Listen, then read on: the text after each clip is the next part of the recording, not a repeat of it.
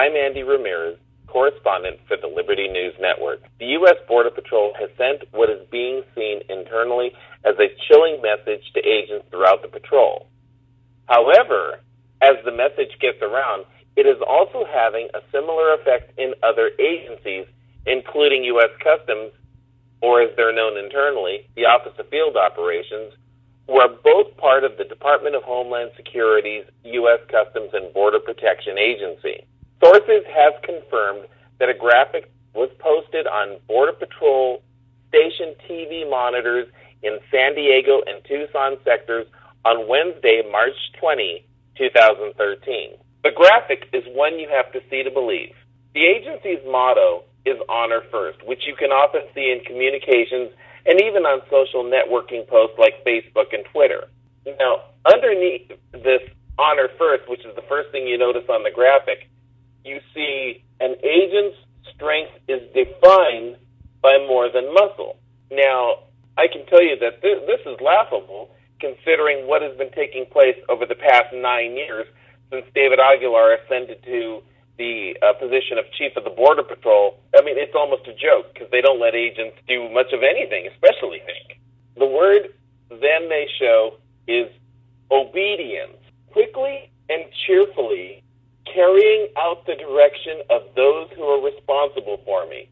Cheerfully? Responses I'm hearing from sources at the Border Patrol include the words Orwellian, creepy, sickening, craziness, Nazi handbook, and those are just the ones I can actually repeat. This is a bona fide graphic that is posted on the Border Patrol station's TV monitors.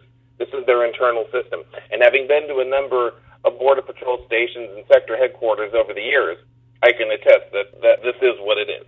So the managers at the top of the Border Patrol can essentially destroy morale, increase pay of management cronies, even though we're facing sequester, and these are for the GS 14s and 15s, meaning the very high-ranking members below chief, patrol agent, while expanding positions for their GS 14 and 15 cronies. They'll cut agents' pay 40%, as is being reported by Border Patrol sources. It can do all in their power to prevent agents from doing their jobs of enforcing U.S. immigration laws, sacrifice agents as scalps through the Justice Department upon request of the Mexican government, participate in the cover-up of the murder of Border Patrol agent, Brian Terry, and in point of fact, not only cede control of the U.S.-Mexico border to the Mexican military, drug cartels, and alien smuggling organizations, but give control of the Border Patrol itself to the Mexican government, who has operated for years with virtual oversight impunity at Border Patrol facilities along the same border. They keep in mind this 40% sequester pay cut. They work long hours. They have questionable orders by managers, which has left the border compromised to drug cartels, human traffickers, and terrorists. I mean, get this. If agents are pursuing dopers, and this is according to LNN sources, if agents are pursuing dopers and otherwise, and the end of their shift comes up, no matter what they're doing at that precise moment, they are to terminate the pursuit, as our sources are indicating. And it's not even just that. If they apprehend somebody beyond the suit, word is that the illegal aliens can now sue for some kind of a civil rights violation or other type of violation. So it's no wonder morale has been broken at the Border Patrol. And right now, as they're indicating, employees are looking to resign or retire.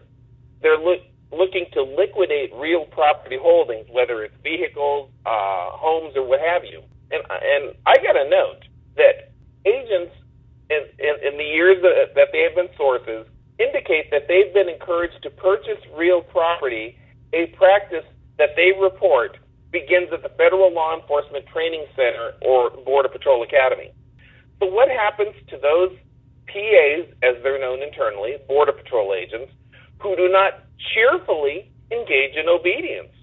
Do they go to one of the long-rumored FEMA camps guarded by employees in DHS armored personnel carriers? This is something that we've been able to confirm, that DHS has purchased armored personnel carriers. Do they use firearms that are backed by the over 1 billion rounds of ammunition that DHS purchased? Perhaps do we hear on loudspeakers playing perhaps like Deutschland, Deutschland über alles, something out of Hitler's Nazi Germany? Or is there a more chilling resolution awaiting, such as being classified because they didn't cheerfully engage in obedience? Are they now classified as domestic terrorists? In which case, a yet-to-be-identified official at the Department of Justice can have the individual taken out with a drone strike? As we just heard in recent congressional hearings, that's pretty much what can now happen. A drone strike on an individual who was considered a terrorist on U.S. soil. So one can only hope that Congress takes a stern look and not only holds the sector chiefs where this is displayed accountable, but also Chief of the Border Patrol Mike Fisher and Acting CBP Commissioner David Aguilar, who will be retiring at the end of March. Yes, this is absolutely chilling indeed, and not just for the agents or the customs officers, but we hope for you too as well. For the Liberty News Network, I'm Andy Ramirez.